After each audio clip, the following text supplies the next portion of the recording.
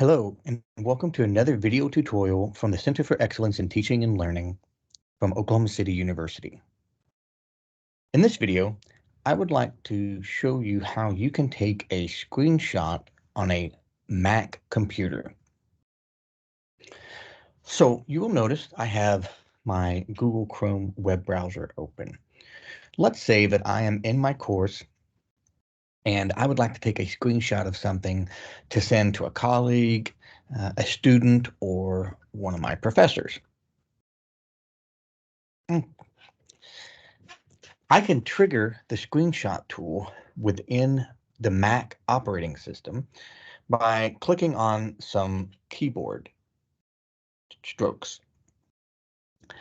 If I hit and hold with my fingers, Command, Shift, and 3 all at the same time, you'll hear that noise and you'll see this little option down here that shows a little preview of my screenshot. It took a screenshot of my entire screen. There's my screenshot. Now, if I click on it, it'll open up the screenshot within a screenshot preview window. And on the right-hand side, I can edit this, delete it, share it, or dismiss it and go ahead and save it to the default folder. Now, for me, that is within my pictures folder and a screenshot subfolder. So I'm just going to hit done. And I'm going to open my Finder window. And you'll see it under recents, obviously, but if I go to pictures and then here to screenshots, here is the screenshot there's the screenshot that I just took right there. There it is.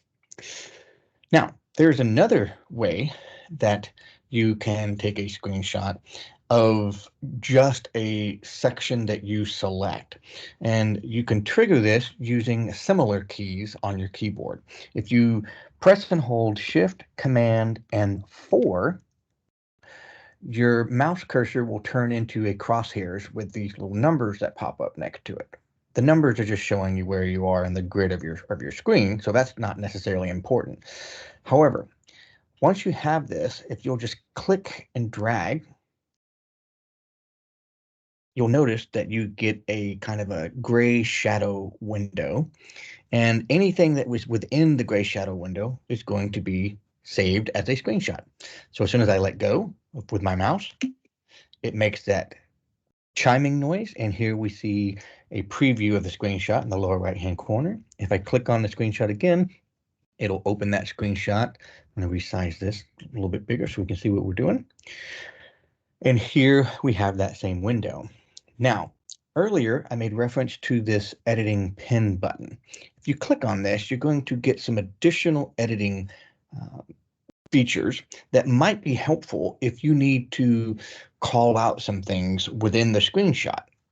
And you can do various things. You have these options here for sketching and for drawing. So for example, if I just click on draw, I can do this. And notice the color is being set from this option right here. I can come in here and change this to another color if I want to, like that. I like red myself, so I'm going to keep it to red. You can also draw shapes. Come in here and you can draw a line like that. Oops, sorry, there's the line. Or you can tap that off. You can draw an arrow like that. Notice the arrow here. You click and drag it and you can move it. You can click on one of the blue anchor points and redirect it in a different position like that. And let's say I want to click and move it over here a little bit, and I want to draw attention to this chapter right there like that. Okay. You can also come up here.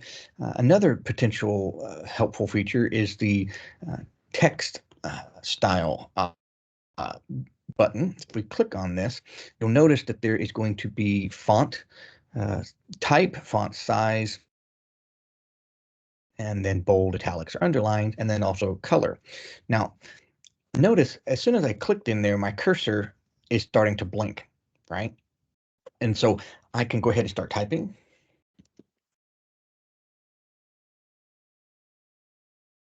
And since my text option here was already in red, it is typing out that in red.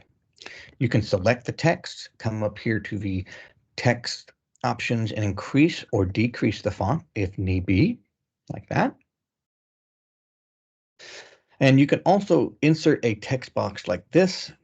If you click this A with the little square around it, here's the text box.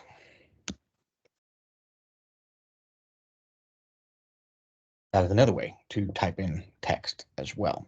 If I needed to edit that, I would just come in, double click once I'm in here, and then click my little text options button here, and I could change the font size or color.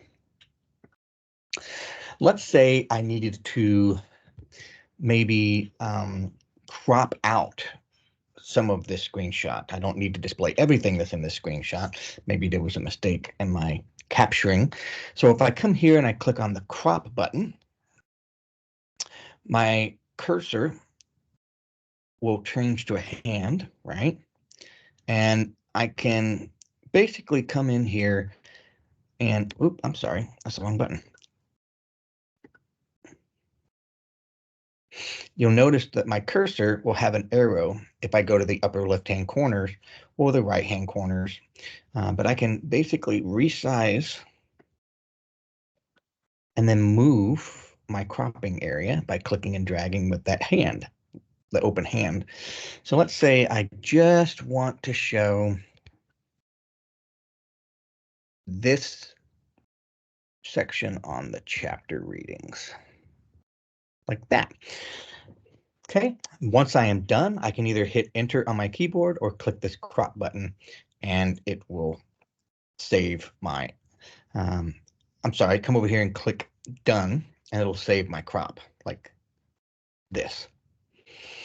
And now, if I was to go open my screenshot folder in my pictures there we go, pictures folder, screenshot subfolder, and there is my new edited screenshot that's been cropped with my call out text.